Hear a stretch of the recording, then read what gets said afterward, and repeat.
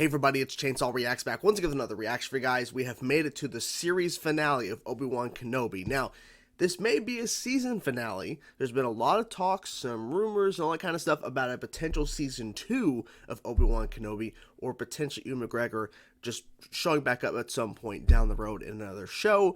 But regardless, there is a possibility that this is not the end of Obi-Wan Kenobi in terms of this show. We'll have to wait and see. But for right now, at least, this is the series finale so far. So we'll see if that changes. So this show has been kind of a roller coaster in a sense, where there were some episodes that I think were really good overall, and some episodes that I think could have overall been better. But I'm hoping this episode, this finale, episode 6, part 6, sticks the landing and just ends up just being a great finale in a sense, and I really hope that's the case, so that it could be seen overall as, okay, Obi-Wan did good. It did good stuff. Because there was a lot of questions going into this about, you know, how much stuff can they actually accomplish with this series, you know, during the time period that it's set in, and they've managed to tell, I think, overall a pretty interesting story with, of course, a huge variety of characters. So we'll see how they all wrap it up, because there was a lot of talks about this episode being an hour and a half. It is not. Disney Plus saying 52 minutes, which means roughly on the latter half of 45, 46-ish minutes, with the rest of it being credits.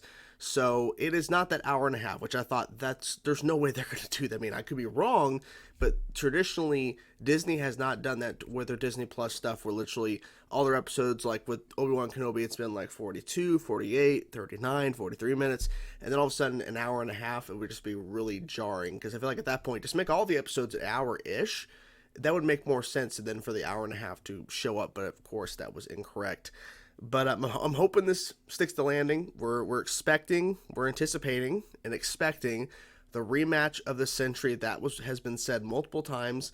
So please deliver on that. Please deliver on that. So let's get into that, guys. Let's check it out and see what they show us with this final episode of Obi-Wan Kenobi. Please stick the landing. I'm just saying that over and over and over. Apologies for repeating myself, but it's 4:30 in the morning, so I'm tired as hell. So I'm trying to wake myself up still. So let's get into that, guys. Let's go.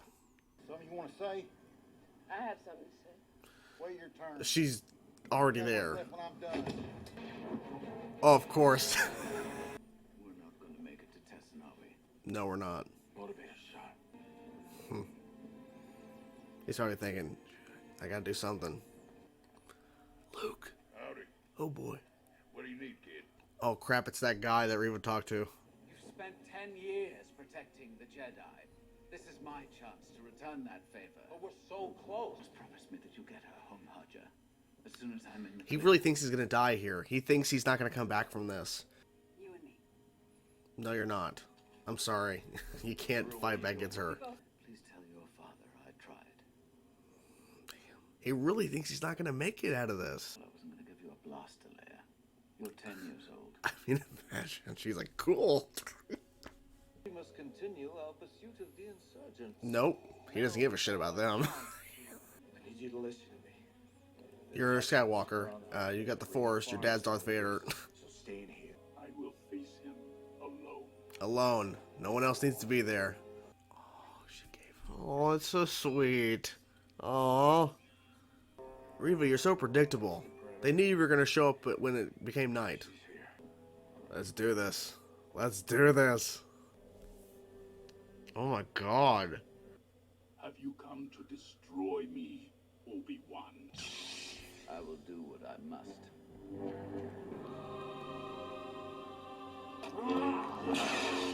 Yep.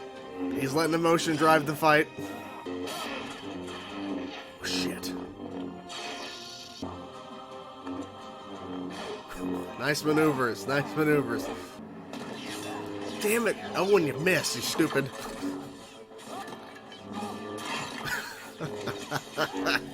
My God. Holy crap. Oh, man. Your strength. Careful.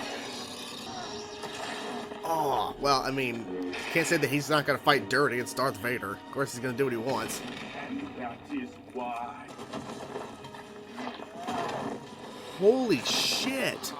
Did you truly think that you could defeat me? I mean, he thought he wasn't going to make it out of this. Jesus. Master. Jesus. Poor Owen. You really love me, boy. About to say, Owen can't die here. So, I mean, I don't know what she's going to do here. Luke's out of there. He's like, fuck this. Oh! Yeah. Yeah, exactly. Oh, shit. Ooh. He sensed them. Of course he did. Come on. You got this. What in the fuck? Oh my god! Rock attack! Jesus. Oh! Wow. Okay. Wow. Oh! Oh shit! Wow. Dude. Anakin's gone. Boys. I'm what remains. I'm sorry, Anakin, I failed you. for all of it. I will destroy you. Goodbye, Goodbye. Darth. Darth. Oh, wow. Wow. I'm surprised he walked away like that. Then again, what else could he do? He's like... Exactly. Oh!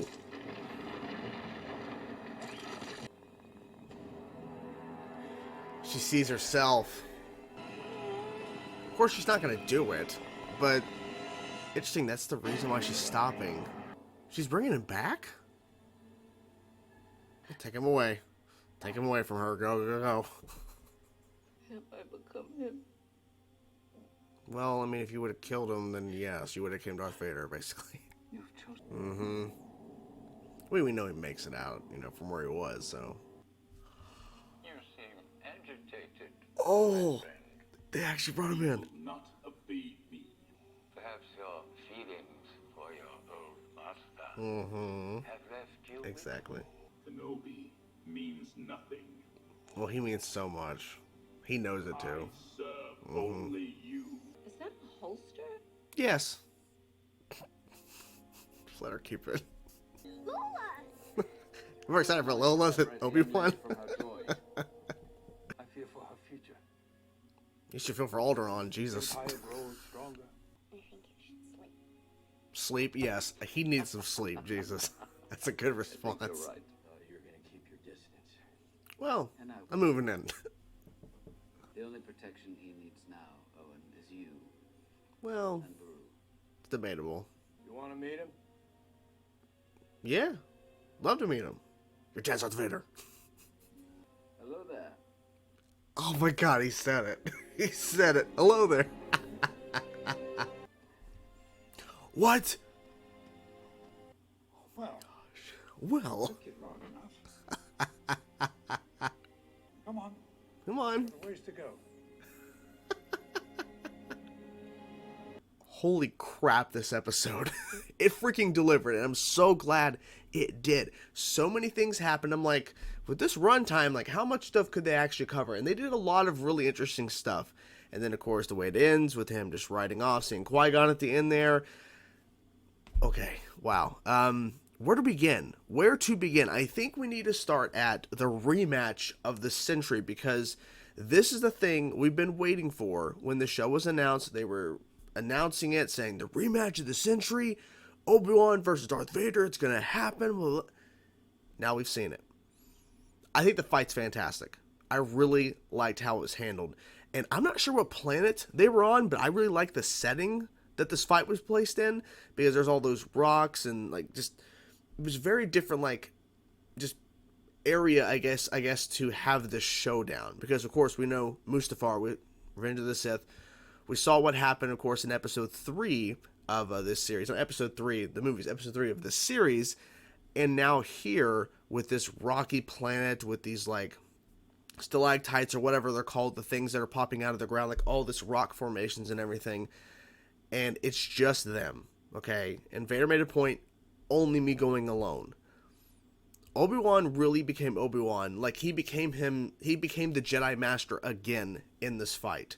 And Vader made a point. Your strength has come back. Or something to that effect. And then saying, but also, your weakness is still there. Basically trying to say, I'm still better than you. Regardless of the fact that this fight is going way better than the one we had a few episodes ago. Vader was saying, I got this. Obi-Wan proving, no you don't. Because Vader thought, I defeated you. I broke the ground beneath you. I threw all these rocks on top of you. You didn't survive. And then the camera goes in and we see he's holding the Force. He's holding it. Because he could have died there. He could have. We know he's not going to, but he could have. Vader doesn't know that. Like, they don't know the timeline of the movies. We do. They don't.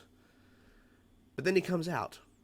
And then he surprises Vader. Vader sensed him before, of course, he ignited his saber and everything. Because, I mean, literally, he sensed Reva in the last episode before she, ignited her saber to swing at him. So, there's no way he would not have noticed Obi-Wan igniting his saber. He sensed it. Then Obi-Wan gets the upper hand. And I just thought the whole entire way they progressed the fight. Sorry, all over the place, my words. It's 5:18 in the morning right now. The way they progressed the fight, where Obi-Wan is becoming Jedi Master Obi-Wan Kenobi at the beginning, and then just kind of leading in, and just the way that the techniques of how they're fighting, it reminded me in some sense of course, Revenge of the Sith fight, but not to that extent, because they're both in very different places than from that fight. And Obi-Wan is really starting to just allow the Force to, come back to him, and he's just really, allowing himself, because he honestly thought he wasn't going to make it out of this fight. So when it's progressing and it gets to the point where he is turning the tide, I'm like, okay, so how are they going to end this? Because the question has always been, when we've been hearing about this rematch of the century, this fight again, how does it end? Because we know Vader and Obi-Wan both walk away from it. How does it end? Well, Obi-Wan gets the upper hand and slices his lightsaber through his helmet. But before that, he starts hitting at his chest piece. And you hear the circuitry and everything. So and he's having a hard time breathing. And then he cuts the mask. It is reminiscent to what happened in Rebels. Okay, I haven't actually seen the full fight in its effect because I haven't binged through all of Rebels. I know that occurs. I've seen an image of it, but it's reminiscent of that. And then you hear Hayden and James Earl Jones, even though they're saying it's James Earl Jones, some sort of voice software or whatever to make it sound like he is, of course, in the original trilogy.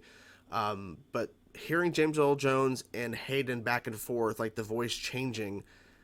And I'm like, okay, at this point, I don't know if he's going to continue fighting because he's really badly damaged. It's not like he just cut his helmet and that's it. He literally was slamming his lightsaber and I think the back end of it into the circuitry. You hear on it, he's having a hard time breathing before he even loses part of the helmet to show Anakin.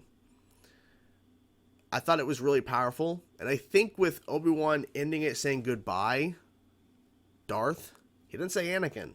Because he knows that Anakin's gone. Because Anakin himself says that. Anakin's not, you didn't kill Anakin. I'm not your failure. I killed Anakin. I'm the one who destroyed him. He said, goodbye, Darth. He walked away. And Vader was having a struggle. Of course, we know he makes it. But I thought it was a beautifully well done action sequence. And honestly, the fight, I think it was a good length for the fight. Because the fight could have went on way longer. And I think we all would have enjoyed it. But I'm kind of glad that it didn't overstay its welcome, because there was so much other stuff they had to get to, because this episode had a certain length, and so the fight could have easily been 5, 6, 7 more minutes, and I think we would have been okay with it. But at the same time, we have other stuff we're focusing on here. And then of course we had Vader there talking to the Emperor, which we thought we were not going to see in this show. We really thought, and they kept telling us, we can't say it. I think even Ian McDiarmid, of course, Emperor himself, was asked about this, and he's like, I don't know what you're talking about. He knew. He already shot it.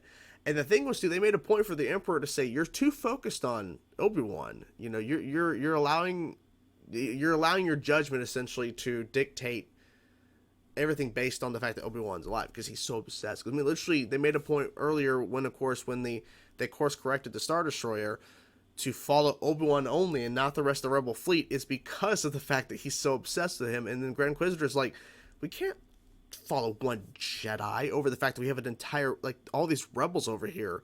Like, we're not going to course correct and follow the Jedi.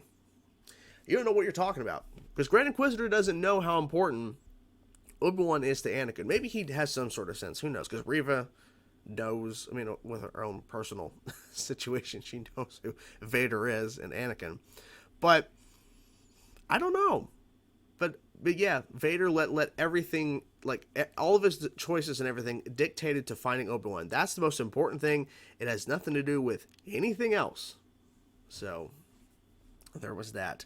So seeing Ian McDiarmid back as Emperor was awesome. It was really cool to see that. Okay, so let's get to the Reva storyline. Because Reva, like, right away, she's already on Tatooine. She's looking for Owen. And as predicted, she shows up at night.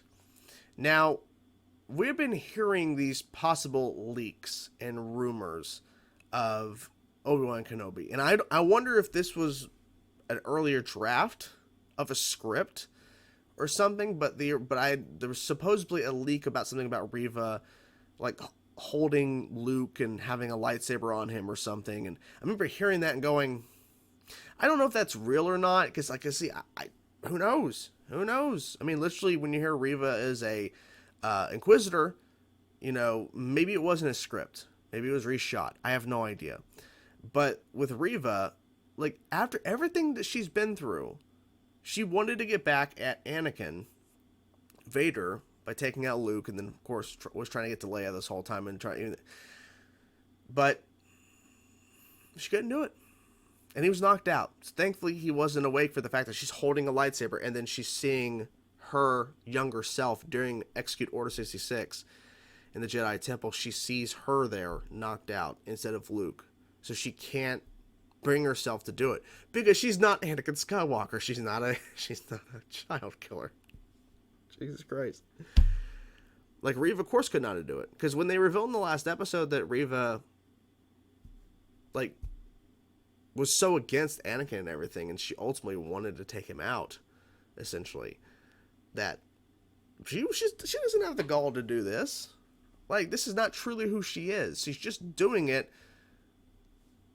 Like, she finally had her moment, and she failed against Vader in the last episode.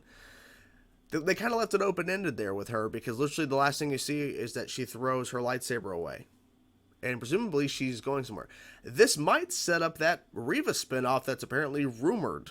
I don't know if that's true or not, but and for me, it's like, I think Reva has, I wouldn't say, like, well, I say, yeah, she's grown. Like, in terms of, like, she ultimately isn't this, you know, Inquisitor that's really on Darth Vader's side. Like, she ultimately is a former, you know, youngling that really went through a lot of shit, saw a lot of really bad shit. So I don't know, if they do a Reva spinoff, that'll be interesting to see what they do with that, but they kind of left it open-ended here.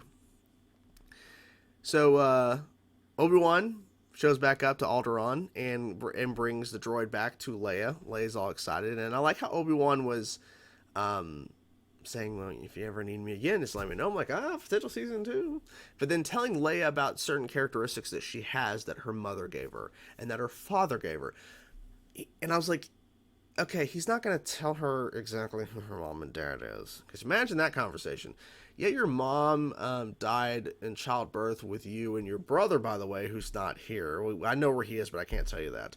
Obviously, that would break canon if she was found out that she has a brother. Because she doesn't find out until, what was it, Return of the Jedi? Yeah, Return of the Jedi. So, that wouldn't work. But, like, telling, like, oh, by the way, your mom died during childbirth because she lost the will to live because your father is Darth Vader. Yeah. So there's certain things she doesn't need to know, and I don't know. They made a point for Leia to go, "Am I ever going to see you again?" And he's like, "Well, I mean, yeah, but I don't know if there's going to be a season 2 of Obi-Wan Kenobi. There might be. Let's see. So he meets Luke officially, and I think he's I don't know, because I think Owen's been so kind of like keeping him distant that I feel like Obi-Wan probably didn't meet Luke any time before this, besides the fact that when he brought Luke as a baby to Owen and all that, to Aunt Beru. So he goes and meets Luke, and he says the classic, "Hello there." Like, oh, of course they did. Of course they did. And we don't see that conversation, because I don't think it's as significant to the story now, because it's probably just him just saying, you know, I'm a friend of your dad's, and all that kind of, like, it's not. With Leia, it's very different, because she literally, within this continuity, within the canon, she literally was taken by these bounty hunters, and her and Obi-Wan bonded over that, in terms of him saving her, and then she kind of figures out that, oh, you're this Jedi or whatever, and it's a whole thing, and she's grown to really care for Obi-Wan, and he's, you know, of course, cares for her, cares for Luke. Like, his whole plan, his whole mission is to, you know, protect these two kids. So, but for Luke, I mean, literally, I mean, it would have been interesting to see that conversation, but I'm not sure what that conversation would be besides just some small talk, because I'm pretty sure Luke is just, you know, wanting to play with his toys and just, you know, be a kid, be a boy. Literally, Obi-Wan's like, he needs to be a boy. Like, yeah, he does. Yeah, he needs to be a boy. Yeah. Okay. So the ending with Obi-Wan riding off into the sunset, if you will, find his new home. Qui-Gon, Liam Neeson shows up, and it was nice to finally see him, because people have been saying they have been hinting at Qui-Gon showing up in this show since the first episode. And we've been waiting patiently to keep. Then there may be a reference here, a reference there. And now we finally see Qui-Gon for a little bit. It was just a little bit. I think even Liam Neeson said he wouldn't do a Disney Plus show or something. Like, he wouldn't come back as Qui-Gon for a Disney Plus show. I think he might have said that somewhere. I'm trying to think. Maybe I'm misremembering that. But it's funny that literally he's here. He is here. For only a short bit. But it's nice to know that, in a sense, throughout here, at this point in the timeline to then A New Hope, that Qui-Gon is going to be there to talk with Obi-Wan, maybe give him some advice, prepare him for older age. I doubt that. Darth Maul's coming. He's back. As we know in Rebels, Darth Maul and Obi-Wan have a showdown. I haven't personally seen the fight, but I know it occurs, because I know a lot of the spoilers due to Twitter and shit. But it's the fact that, imagine off in the distance, Qui-Gon's just like looking over. It's like, oh, fuck, that's Darth Maul. Oh, shit. Oh. It's like flashback. More flashback. Give me nightmares. Anything else that I'm misremembering that I need to bring up here? I think overall this series stuck the landing. I feel like it did. I feel like this definitely was the way they should have ended it for most of the stuff. I mean, literally, they delivered on what this episode could. Because imagine if I mean, there might be some people that don't like this episode, but for me, and I feel like a lot of people are probably going to agree, this episode did a lot of things right, and kind of wrapped up a lot of storylines that made sense in terms of how they wrapped them up. So, but yeah, so I think that's pretty much it. I mean, that's the end of the show. It's kind of crazy to say it's the end of the show. It's kind of bizarre, but what'd you guys think of the episode? I'm curious to know your thoughts. What were some of your highlights? What were some of the things that stood out to you guys? We'll take the fight, Qui-Gon showing up, the Emperor showing up, Reva, of course, not killing Luke. We knew that wasn't going to happen, but how'd you feel about how they ended her arc? And, yeah, I mean, maybe we'll get a season 2, maybe not, but I mean, I think we got something overall pretty cool, and some pretty good stuff here in this series, and I definitely will probably rewatch the show at some point, for sure. Might just go back and watch particular clips that stand out, but I feel like overall this ended on a pretty impactful note for several different reasons, and if there is a season 2, I wouldn't be surprised. If there's not a season 2, I also wouldn't be surprised, because they made it very clear this is the limited series, but I mean, Ewan McGregor wants to come back, I think Hayden Christensen wants to come back as well, so literally, I mean, there's I don't know about them fighting again necessarily, Obi-Wan versus Vader again, but I could definitely see them bringing Obi-Wan back, for sure, for season 2, or for another show entirely set in the same time period. I'm not really sure, but hopefully we'll see something. So, what you gonna think of the episode? Like I said, what you think of the episode? I'm curious to know your thoughts. Whatever thoughts you have, let me know in the comments below. I will talk to you guys soon. Peace out.